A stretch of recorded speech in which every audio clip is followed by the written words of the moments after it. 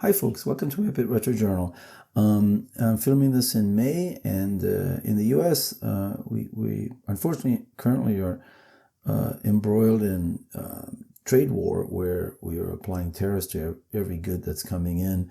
And in the beginning of May, one of the policies that the US has had for small items, it was called the minims, where anything under $800 went through customs without an additional charge. And now that it's changed to having, in some cases, a $100 charge applied at minimum, and by June that's supposed to go up to about $200. And so what I did before May, in March and April, is I ordered a bunch of things from AliExpress before that would happen. Now, currently, the U.S. and China and trade talks, my hope is that maybe by the time this video comes out, I think in June, perhaps this has all been lifted and I can order things again. But in any case, I wasn't sure if this was what was going to happen. So I ordered a whole bunch of items from AliExpress. And today I just want to kind of go through this. And I've already unpackaged these. You can see that these are all the packagings it came from. These are all like smaller packages. And they put these in these uni packages so that to save on shipping. This is like the AliExpress choice order. So let me start with one. I'm just going to dump these out.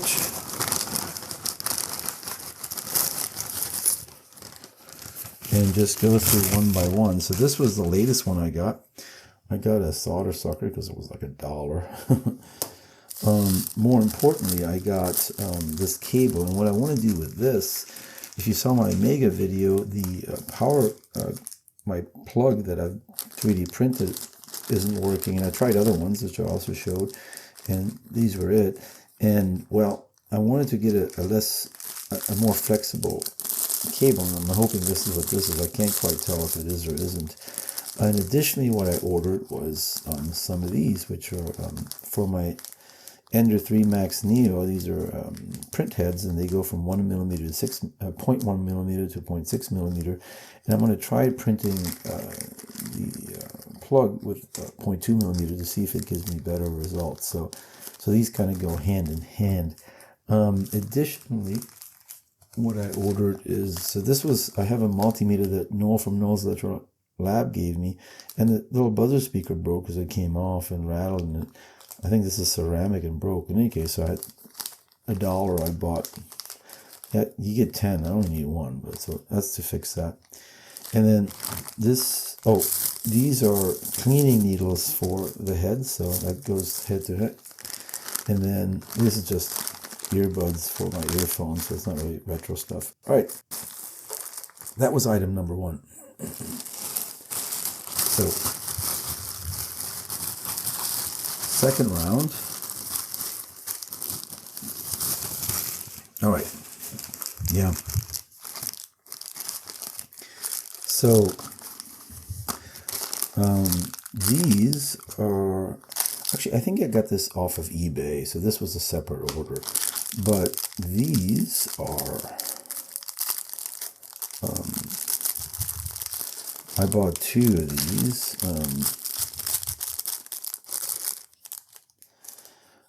This is they call TF or micro SD to micro SD sort of extender. This one I want to put in my PowerBook. And I might have already shown this on my channel. But this one I got later on, thinking this would be micro SD to SD, but I ordered the wrong part. And so then I had to go and order off of eBay for like $2 or $3. Probably also came from China, but not through AliExpress. This guy, which is a micro SD to SD. And now this is going to come in handy at a later date, and I'm going to explain that to you. But for now, just keep this one in mind because I have something really interesting that I bought as well.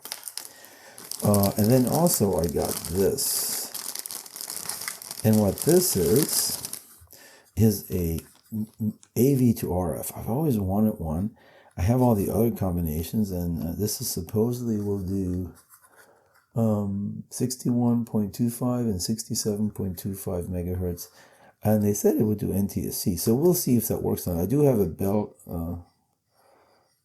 Belkin, I forget what it's called now, I did a video on my, this is the British Telecom connector, and I have one that converts that to coaxial, so I can use it in the US. But in any case, I always wanted this, and so found one that was relatively like $5 or something like that. And then this is just a DIN plug that I needed for something. I'm not even sure if this is for retro gear, but yeah, got that. And then this guy here is another micro SD to micro SD, but I haven't opened this up yet, and I won't. But basically, it's micro SD, and it gives you, on both top and bottom, it gives you 2 micro SDs. Yeah, so you have one here and one here. Yeah, you can see it kind of popping in. And I forget if there's a switch. I think there's a switch that lets you switch between the two. Yeah, I think the switch is on this side. So you can have 2 micro SD cards and then switch. So again, I was cheap, so I got it. I thought that was pretty interesting. Okay. More stuff. All right, let me empty this one out.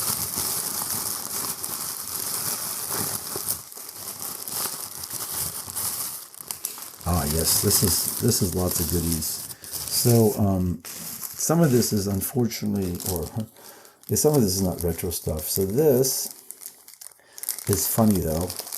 I got some putty, and I was like, oh, well, they originally advertised it as being this big. And then I got this, and I'm like, all right, well, that's kind of smaller than I wanted, but it's not it. It's not just it. It's actually even smaller.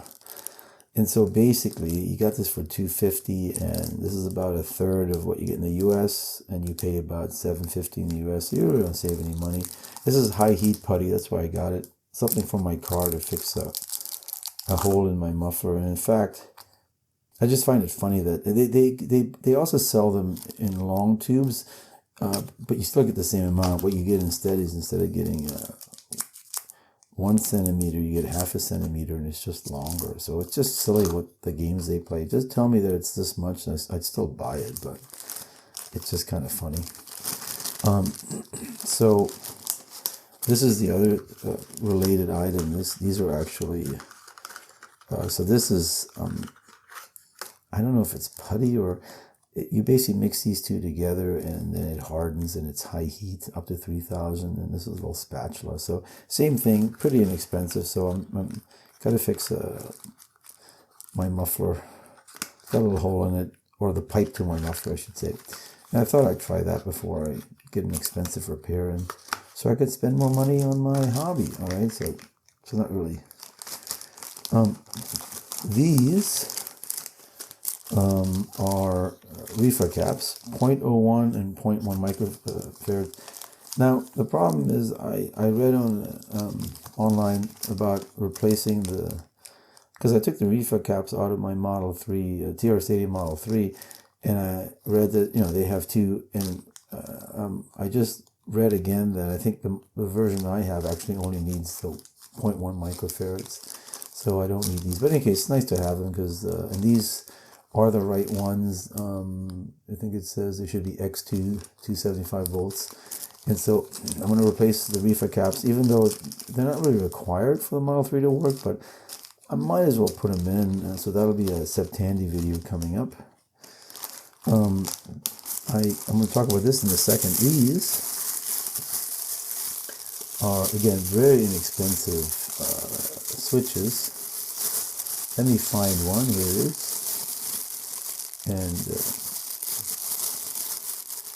And if you look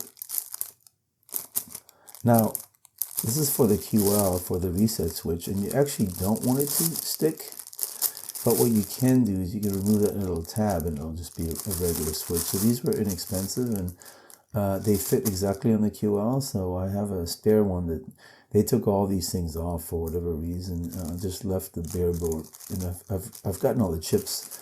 And I have this now, so that's good. And then I have this. And this is, I'm not sure how I'm going to utilize this, but this is basically, so it's a capture card. So HDMI to USB, and then I believe it's USB-C. So you have both. And what I don't know is, does it require software, or... It's got to require software, right? So this is the little card.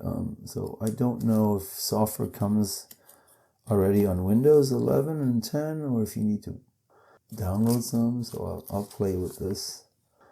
But yeah, so this is a little capture card, and the idea is that I could show video, HDMI video on my laptop, as opposed to just on a TV. So that's why I got it. It was really inexpensive, I think a couple of dollars. But this one, and I actually didn't get this from AliExpress. I got this from eBay, and it came from Japan. And this is a really neat package. And if you look at this, what this is it's a Toshiba Flash Air 8 gigabyte card. So this basically has a Wi-Fi. And going back to, let me clean this up a little bit. Going back to having this card, that's why I got this. So my Ender 3 Max Neo has a micro SD card, and so if the folks in the 3D printing world use this particular flash card to basically be able to transfer code files from your laptop to here so that you can do 3D printing. I want to use this also on my QL's SD card, V-Retro microdrive emulator, and then other things that I'm using SD cards on. I do have another one that I bought a long time ago. And this is nice because it's a micro SD to SD converter with Wi-Fi built in, but the problem is this has not been cracked, and so you can run iOS software to access it. You can view what's on here. It's kind of for picture viewing, but you can't do a file service. So when I found this, since it has been cracked, I haven't done it yet. And the other cool thing is this came from Japan. Look, they give you an origami, a nice little note, and then tea. So I really like that. That's really cool. In any case, so I'll be doing a video and exploring this card a bit more once I figure out how to get it running. And that's what this was all about. All right. So that is, we're almost done, but I still have more. And the fun, exciting projects are coming up. So let me just dump all the rest of this out.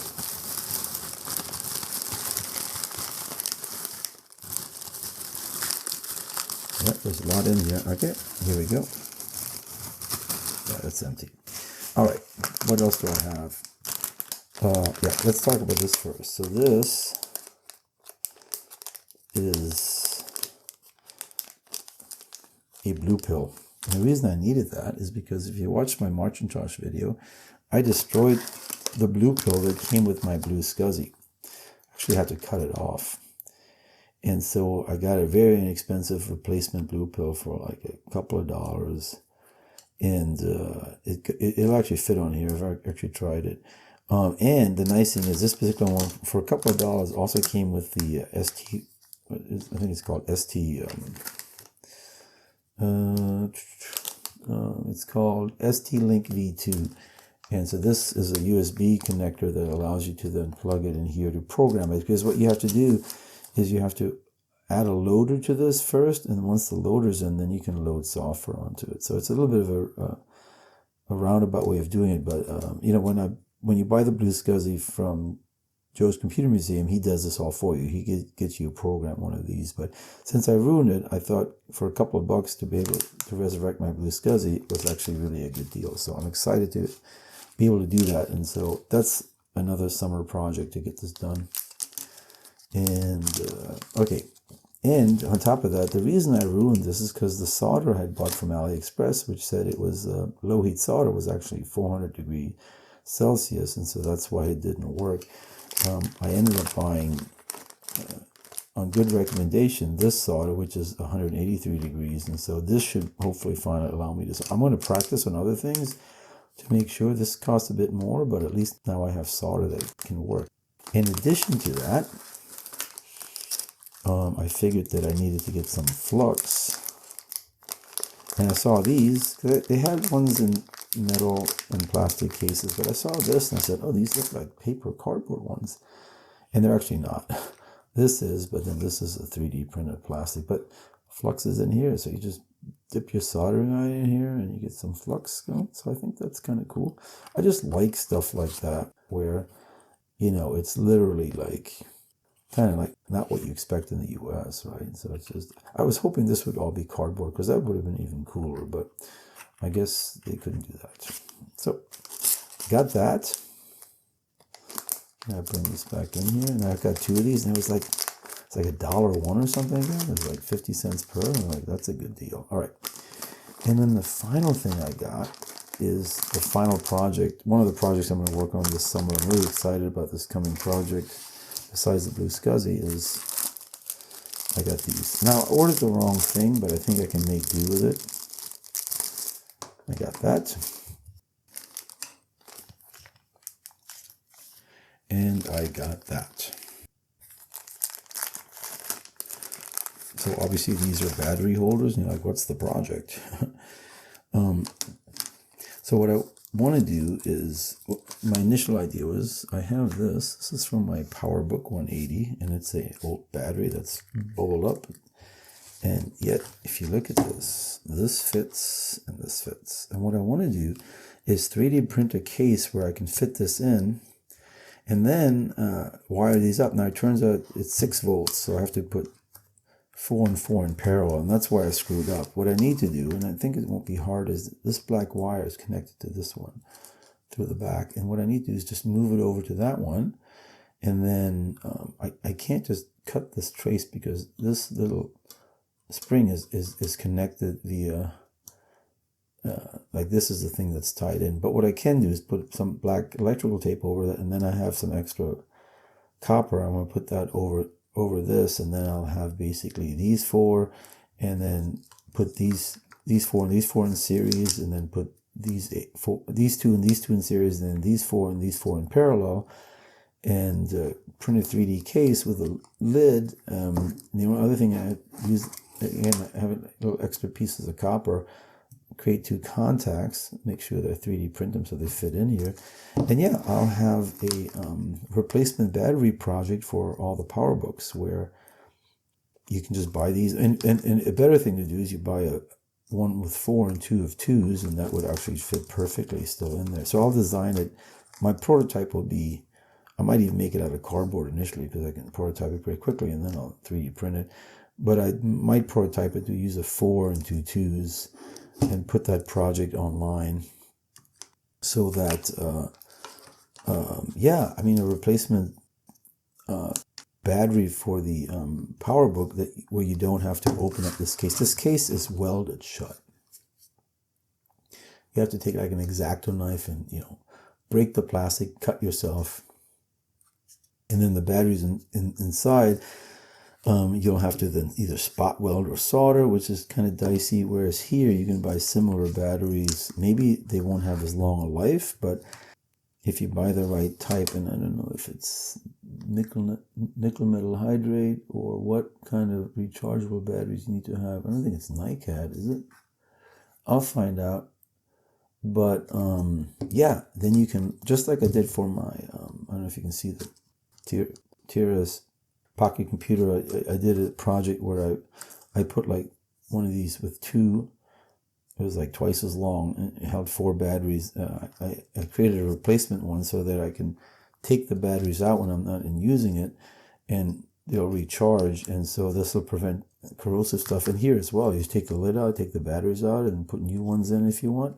Could even use alkaline, although the charging might be an issue, so don't use alkaline, but use the appropriate chargeable ones, and you get 6 volts at you know, whatever the rating is, and get at least some life out of your PowerBook.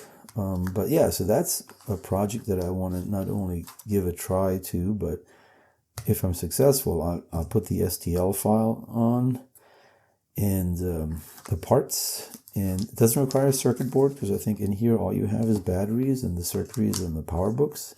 And I think these batteries work on a whole slew of PowerBook 100 series. And then, of course, for the other batteries that are a similar size, it just needs a different case. And but these packets will still work.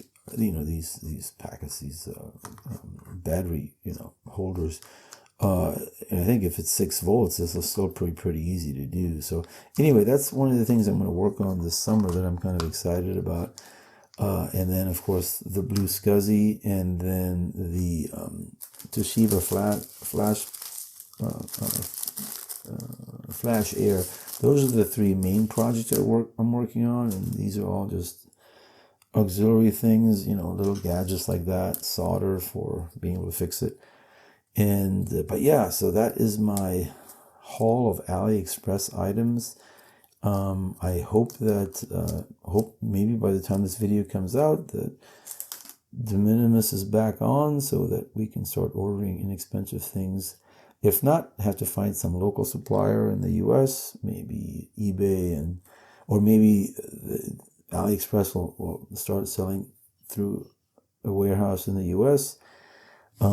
Yeah, so kind of living in interesting times at the moment, and so caused me to sort of do the splurge of buying. And this wasn't very expensive, like $10 to $12 a piece, with because I always use the choice shipping in AliExpress, where they combine shipping, it's free. And yeah, so that was a nice haul. In any case, that's really all I have for you guys today. Stay tuned for some cool videos on some of the stuff, and the other stuff will proliferate itself out to my retro gear, except for this stuff, which is for my car. But the other stuff will proliferate itself to my retro gear eventually. All right, so thanks for joining me, and I'll see you next time.